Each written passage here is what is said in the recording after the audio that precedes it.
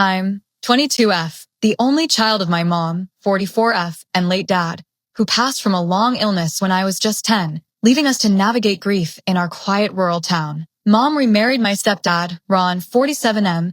5 years later, they met at a bustling local farmer's market where she sells her handmade soaps scented with lavender and herbs from our garden, and he was a vendor with baskets of fresh produce from his small farm, charming her with stories of early morning harvests. They've seemed content in our close-knit community. Mom runs her soap business from a converted shed in the backyard, blending essential oils and packaging bars with care. Ron tends the fields and livestock, rising at dawn to feed the chickens and check on the crops. And we share simple joys like harvesting veggies together under the wide sky or gathering around evening bonfires in the backyard, roasting marshmallows and swapping tales from the day. I'm in college nearby, studying agriculture to eventually take over parts of the farm, commuting home on weekends to help with tasks like weeding rows or mending fences, feeling the earth under my hands as a connection to our roots. Last month, Mom debuted a new short haircut, a stylish pixie cut, something bold and liberating after years of long braids that she said made her feel refreshed and ready for change, especially as her business picked up with new wholesale orders. Ron's reaction? Explosive and out of nowhere. Over dinner in our cozy kitchen, with the aroma of hearty stew filling the air and steam rising from bowls on the worn wooden table, he blurted out that he wants an open marriage because her drastic change shows she's not the woman he married, and he needs variety to stay interested. His fork clattering against the plate. Mom was stunned, laughing it off at first as a bad joke while stirring her food. But he doubled down, claiming her new look emasculated him and he deserves options after supporting us through tough times. I walked in mid-argument from the back door, still dusty from helping with the evening chores, defended Mom fiercely, calling him shallow and out of line. He stormed out to the barn, slamming the door behind him. Mom's crushed, questioning if it's really about the hair or deeper issues bubbling under the surface, her eyes welling up as she cleared the table. Ron since apologized vaguely over breakfast the next day, mumbling about stress from a poor harvest, but tensions simmer like a pot left on the stove too long. Family friends minimize it as midlife nonsense during casual chats at the market, but I'm worried for Mom. Should I push for couples talks or help her leave this behind? This has tainted our peaceful farm life, making every chore feel heavy with unspoken words. Update 1. Thanks for the supportive comments.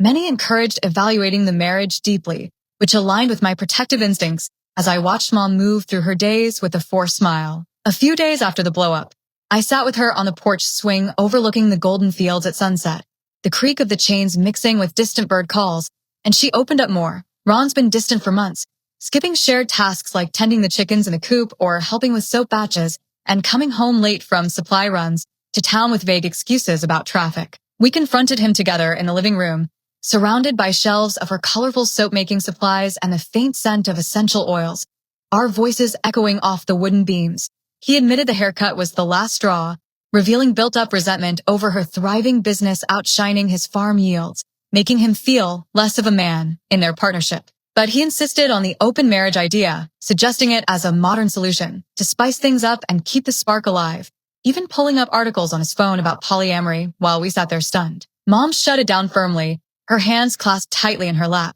but I pressed for full honesty.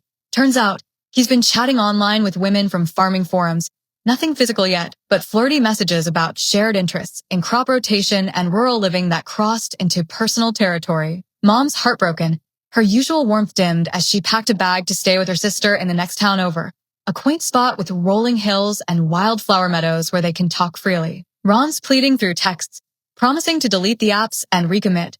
But the farm feels empty without her energy, the animals sensing the shift with restless clucks and moos. Extended family heard through the grapevine during market runs. My uncle thinks it's just talk over a bad season, while my aunt urges separation with quiet determination. I've taken over more chores, feeding the animals at dawn with the mist still hanging low, but the silence echoes through the house. Is this salvageable, or time to harvest a new path for Mom, planting seeds of independence?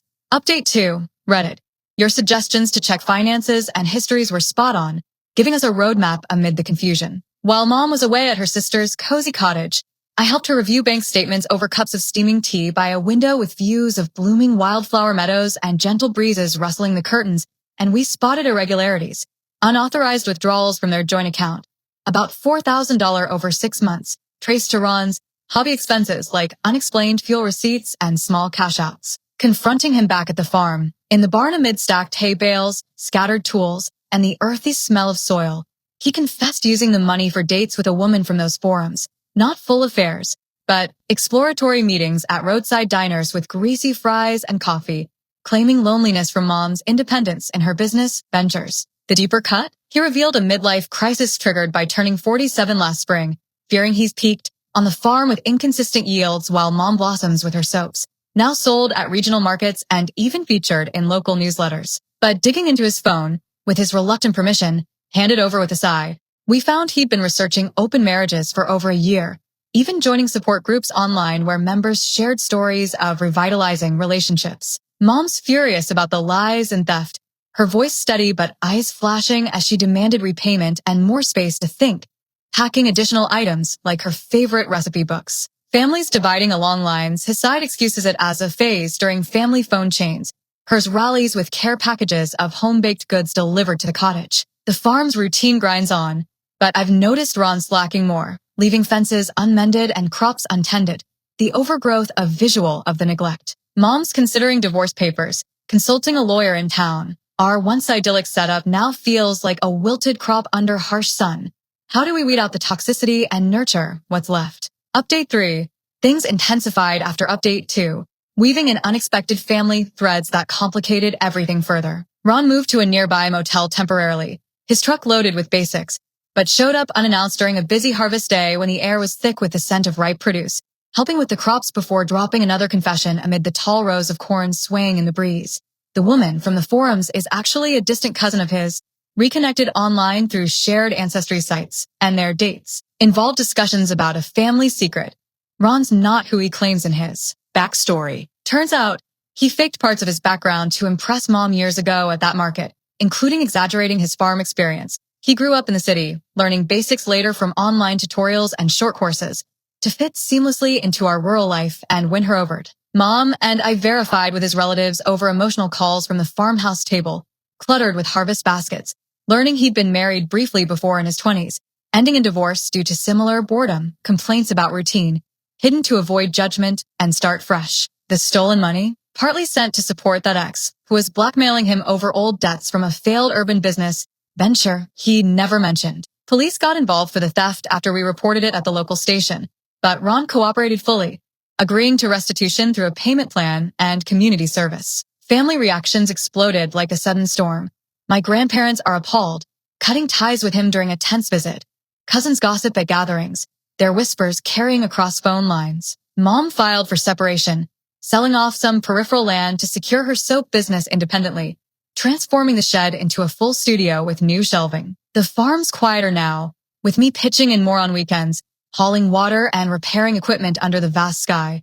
But the betrayal stings like thorns in the soil, leaving us to question every shared memory. Ron's seeking help for his insecurities through sessions at a clinic in town, but trust is eroded deeply.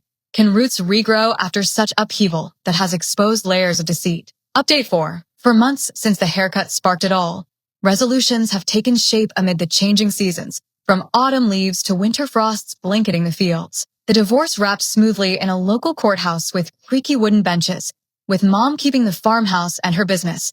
Ron's contributions deemed minimal after the deceptions surfaced in filings, while he relocated to the city, starting over in a desk job related to agriculture sales, trading boots for a suit in a high-rise office. Here he paid the money through steady installments, and counseling helped him address his fabrications and midlife doubts, leading to a sincere apology during a mediated meeting at a neutral park with benches overlooking a serene pond, where he wished us well without excuses or pleas, just quiet reflection. Mom's flourishing in ways I hadn't imagined, expanded her soaps to online sales with a dedicated website, hosting workshops in the barn for locals eager to learn blending techniques, and even started dating a kind neighbor farmer who shares her passion for the land, joining her for market days with his own honey jars. I've graduated and joined her full-time, turning the property into a sustainable operation with added beehives buzzing among the flowers and herb gardens expanding across unused plots. Family mended somewhat, with holidays at the farm focusing on new memories, like group harvests where we pick apples and share pies around the fire pit, laughter echoing under the stars. Ron's kept his distance respectfully, rebuilding his life quietly with reports of steady progress from distant relatives, And while the pain of revelations lingers in quiet moments tending the field, like the chill of early morning dew, we've cultivated resilience through it all. Marriages thrive on truth, not illusions. If changes brew, address them openly before they overrun the garden. Reddit, your guidance steadied us through the rough patches. Closing this chapter,